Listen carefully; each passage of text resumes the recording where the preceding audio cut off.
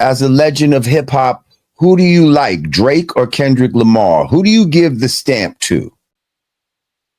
I don't get into that. I don't get into that. Drake, I don't know what I'm gonna tell you my opinion though. Drake can't never say nothing about hip hop because he violated every rule that ever was. Like, we come from a code. You don't get no ghostwriter.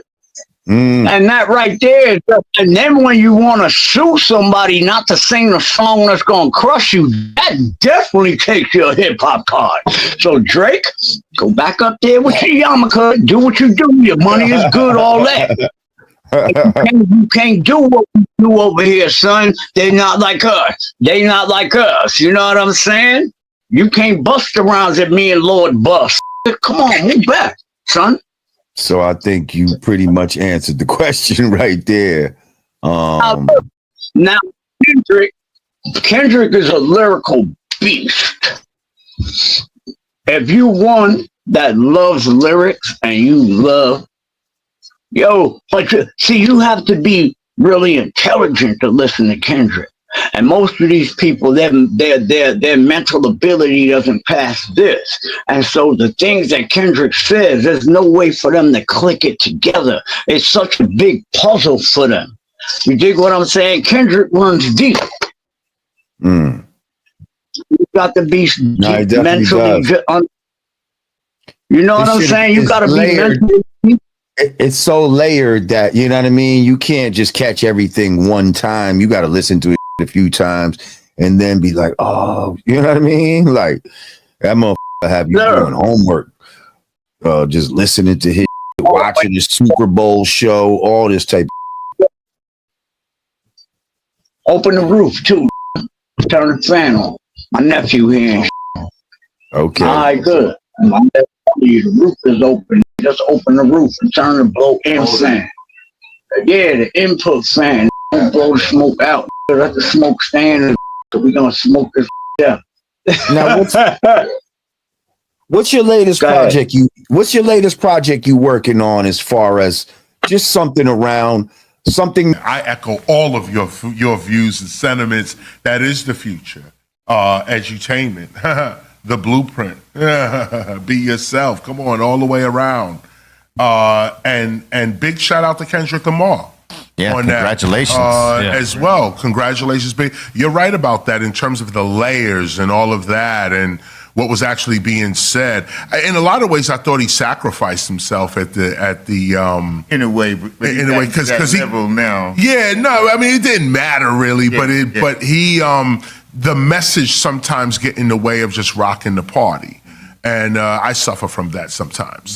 But it was what you had said about the innovation, and I just want to direct artists to that kind of thought. Be yourself, be original. You may be influenced by a certain blueprint or so on, what you was just saying, create, but you have to find you in that. You can't just copy the blueprint or attempt to, or copy somebody else.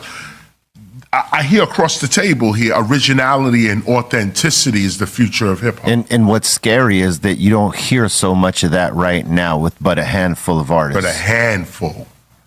So hopefully, I think Kendrick is setting a bar now for that to go up. And like, if you ain't coming with this type of then sit down. Or come with whatever you love and go a different area. He got his fans over here. You might have yours over here. Yeah, it's a time to be inspired, I think, man, because there's been a lot of that mediocrity accepted in the music right now. Accepted. I mean, when a person rapped off beat back in the early days to now, you'd be getting ridiculed. You wouldn't even put a record out, and now that's celebrated. Right.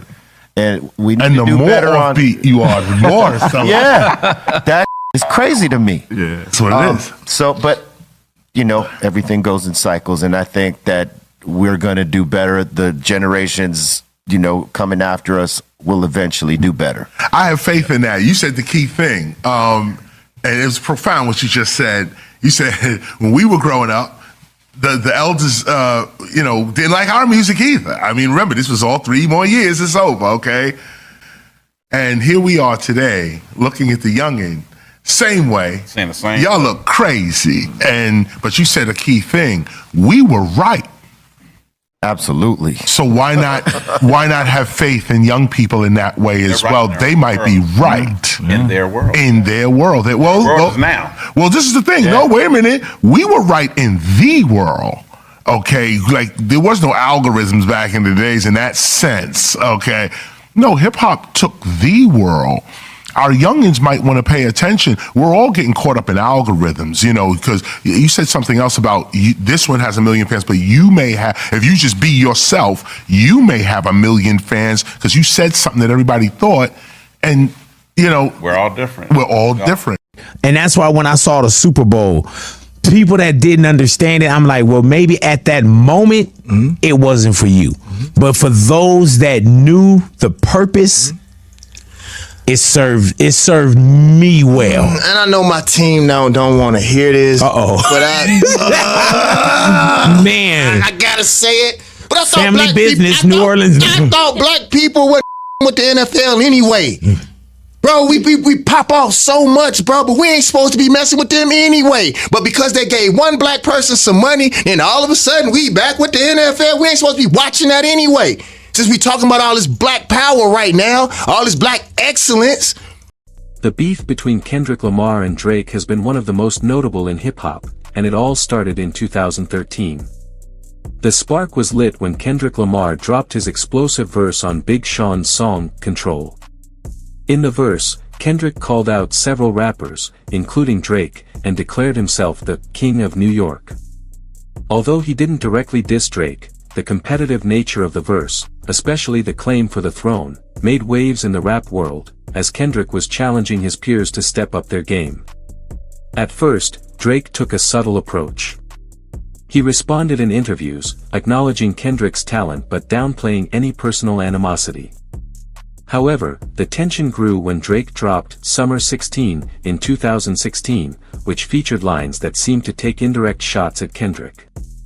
The track had lines about surpassing rivals, including Kendrick, and positioning himself as the undisputed top rapper in the game.